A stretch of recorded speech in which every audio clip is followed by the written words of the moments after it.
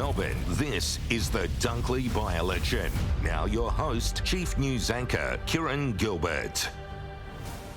Welcome to Melbourne for our special coverage of the Dunkley by-election. Polls have just closed in what's tipped to be a close count tonight. The stakes are significant. A loss for Labor would be cause for concern about the prospects of a first-term defeat at the next year's election. For Peter Dutton, Dunkley's demographics align with his possible pathway back into power, winning seats off Labor in the regions and outer suburbs.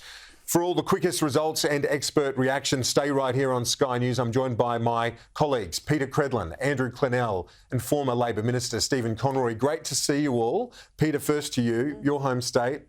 Liberals still quietly optimistic of pulling off an upset tonight? They're certainly in the hunt. We'll say they're in the hunt. It's a good seat if they were going to make a move and take a position off Labor in a first-term Labor government, obviously. It is Victoria, though. And the Liberal infrastructure, certainly at a state level, is not as good as it could be. There's a lot of legacy issues with the Liberal Party in Victoria, but I think Peter Dutton resonates in this seat. I mean, if you look at where this seat sits in terms of demographics and income and all of those things against the national average, it is absolutely squarely middle Australia. And both sides are throwing everything at it. I think the swing's on. It's how big the swing is. Andrew, as Peter alluded to, that this is heartland, working class Australia. Carrum Downs, one of the suburbs, Redbridge polling suggested 80% of mortgage holders are in negative cash flow right now. It's a tough time for a lot of them.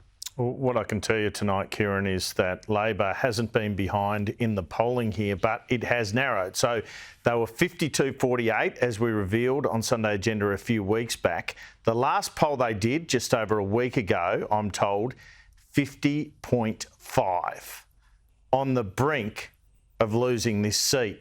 And so if the voters are in a particular mood today, or were today, that's going to be it in terms of Labor retaining this seat. So if you're putting your house on it, you would say Labor scrape over the line, but it depends on the sentiment, the mood of voters today, and I guess how well both parties went on the booze. Steve, that tight. As Andrew said, there's definitely a sense from both sides that things narrowed in the last 2 or 3 weeks. No question. I think both Peter and Andrew, I agree with almost everything they said. I mean, this is a seat that, Victoria's not a great seat for Peter Dutton, but this is a seat that's great for Peter Dutton, even though it's in Victoria. The demographics, it's got, absolutely the sort of territory Peter Dutton needs if he wants to win an election without having to try and win back too many of those teal seats. So this is an important signal, whether the Dutton approach is resonating with those key seats. And I'd agree with Andrew's mail. I think it has narrowed substantially. I think the Labor team are nervous tonight. And what is interesting about that is when they changed the tax cuts package, initially they got the response, I guess, but then it's come back. And you wonder how across the electorate, especially when you look at the national polls, is that the case as well?